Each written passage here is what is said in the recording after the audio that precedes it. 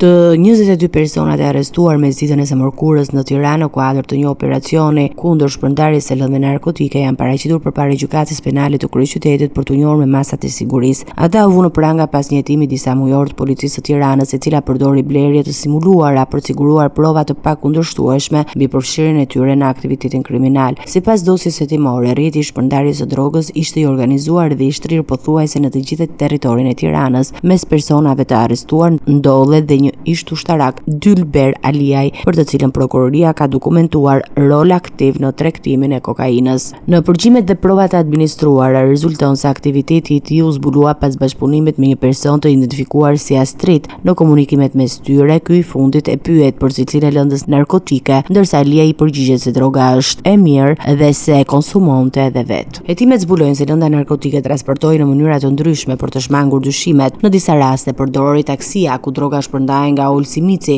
ndërsa në raste të tjera transporti kryhej me motorcikleta, shpërndarje e picash të kamufluara me logo brendi ndërkombëtar të drejtuar nga Erdison Gjella. Sipas policisë, droga shitej kryesisht në zonat e frekuentuara si bloku Kamza La Praka, Selita dhe Tiranë e Re. Shpërndarja bëhej në lokale, tabakino, mjete taksi apo në petkun e shpërndarjes së porosive ushqimore. Nga operacioni u sekuestruan rreth 500 gram lëndë e dyshuar narkotike, kokain, 10 kg kanabis sativa, 5 automjete, 20 telefona celular, 6 peshore elektronike dhe rreth 3.000 euro kesh të dyshuara si përfitim nga aktiviteti kriminal. Ndërkohë, policia ka shpadur në kërkim edhe 6 persona të tjerë të cilët dyshohet se janë pjesë e të njëjtit rrjet shpërndarje. Hetimet vijojnë për identifikimin e bashkëpunëtorëve të tjerë dhe dokumentimin e plotë të veprimtarisë kriminale.